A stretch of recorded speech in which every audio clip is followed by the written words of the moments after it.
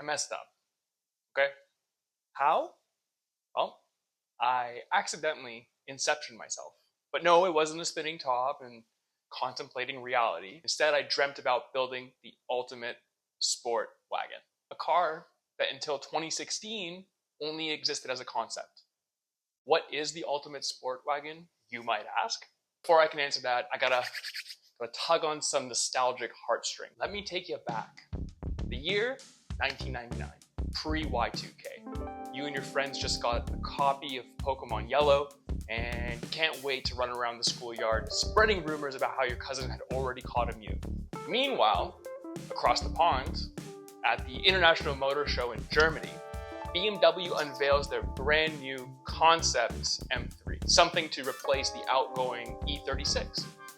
And it's our first look at the E46 M3, and it is glorious. This new M3 has everything you could possibly want in a dailyable sports car. It's got sleek designs, nice lines, it's rear-wheel drive, it has a straight six, pushing out over 300 horsepower and revving up to 8,000 RPM.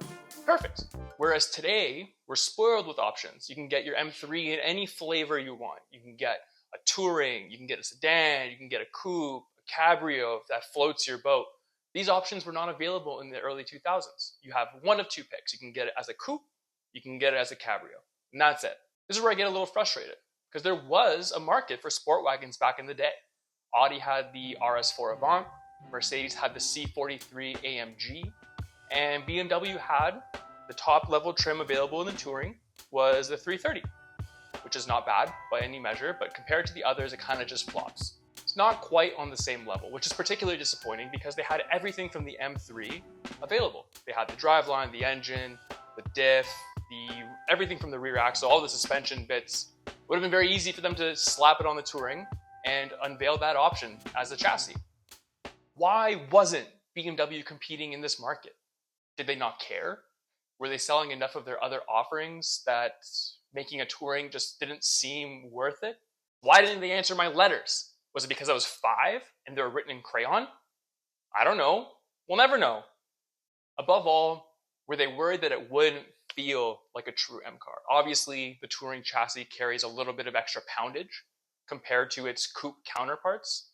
And after all, as glorious as the S54 is, it's not known to be the most torquey engine. So that extra weight, you'll likely notice. This question, I understand. The M3 is meant to be the ultimate driving machine.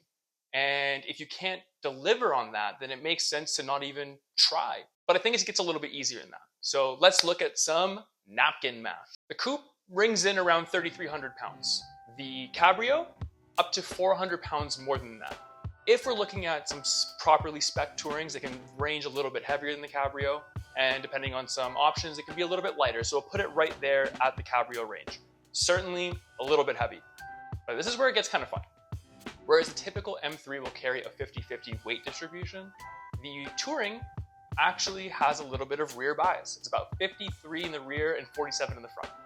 Also, the touring actually has a stiffer chassis.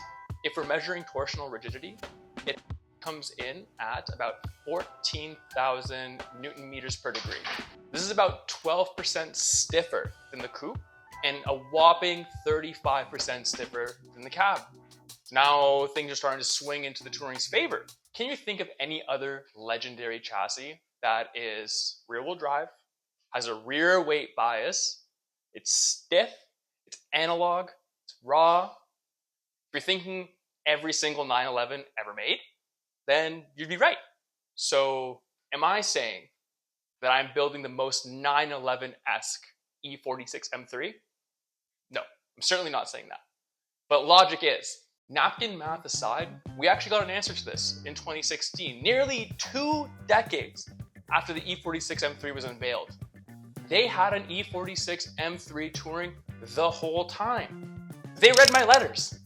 And best of all, it met the stringent standards that the M badge used to stand for. Naturally, this sparked interest across the community for people who wanted a functional but sporty, dailyable wagon. And what do you do when money can't buy you something? You build it. The idea took hold in my brain and it began to grow. Not only was this possible, but it was actually a good idea. It was all I could think about. It was all I could talk about. So the thing about the touring, right, is you can go in the trunk.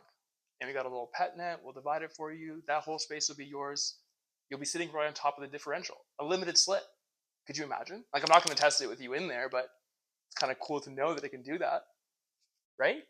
But since I am a very responsible adult, I did what responsible adults do, and I buried this deep inside. It's not the right time. Can I actually pull this off? How much is it going to cost? Then finally, I decided that life is short and it should be lived.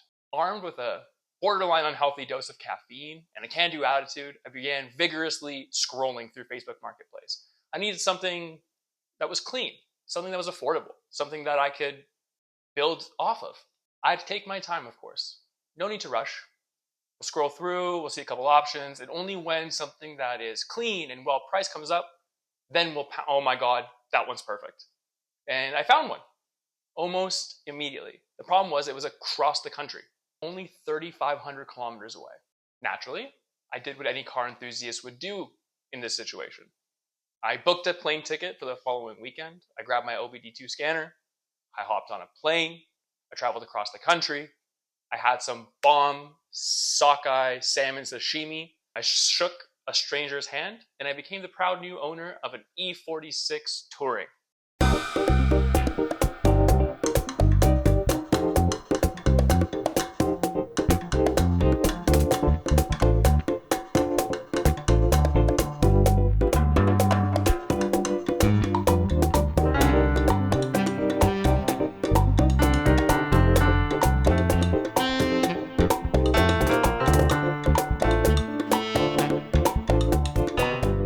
Within about 24 hours, I had traveled 7,000 kilometers.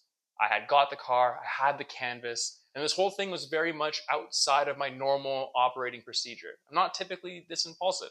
While I do admire spontaneity, this whole thing was on a different level. But the idea took hold, and there was no stopping now. So I'm home, the car's home, I'm feeling pretty good, but I'm missing the main piece, the M3 piece. Because without that, this is just a 20-something-year-old wagon, underpowered, old, and it has an open diff. Where's the fun in that? It makes most sense to do this with a donor car. It has all the parts you could possibly need. You simply take them off, transfer them over, bada bing, bada boom, easy peasy.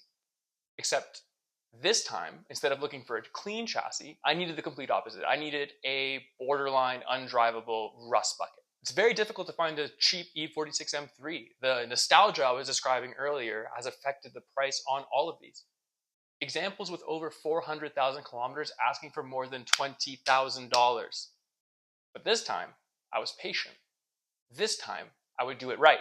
And then, ding, ding, ding, we had a winner. 45 minutes from my house, covered in spray paint, the dash lit up like a Christmas tree, and the passenger side mirror was hanging on by duct tape.